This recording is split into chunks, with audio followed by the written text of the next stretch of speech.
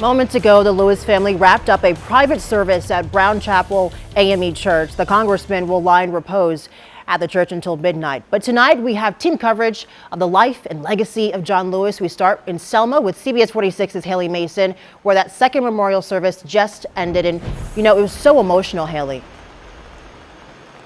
Brittany, it certainly was. The service just let out here at Brown Chapel AME in Selma a little over 20 minutes ago.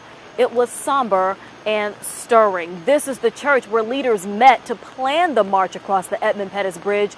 It's also the same place where they ran to seek shelter when it turned violent.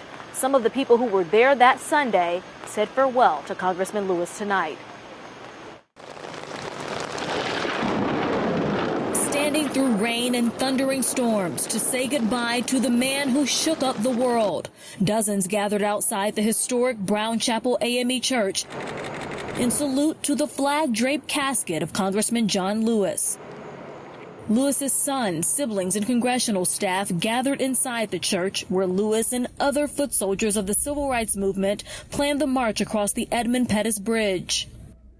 I was the youngest 8-year-old little girl on that bloody Sunday march. It was also in this church that they sought refuge when it turned into Bloody Sunday. We have a soldier down, and we request permission to take him to the hospital. And that is how John got from here to the hospital. And that is probably what saved John's life. Outside, Renee Thomas, an Alabama native, traveled from her home in southwest Atlanta to say goodbye to her congressman and her neighbor.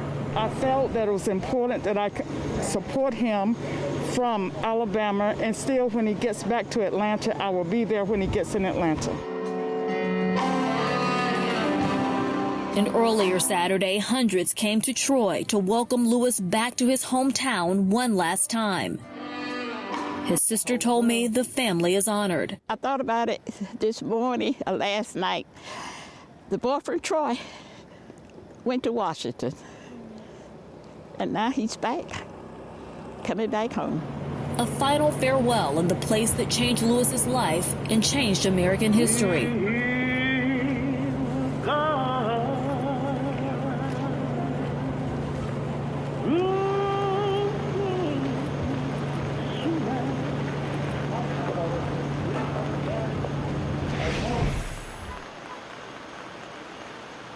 And tomorrow morning, Lewis's body will make the final crossing at Edmund Pettus Bridge, and we will be there to bring you that coverage. Reporting live in Selma, Haley Mason, CBS 46 News.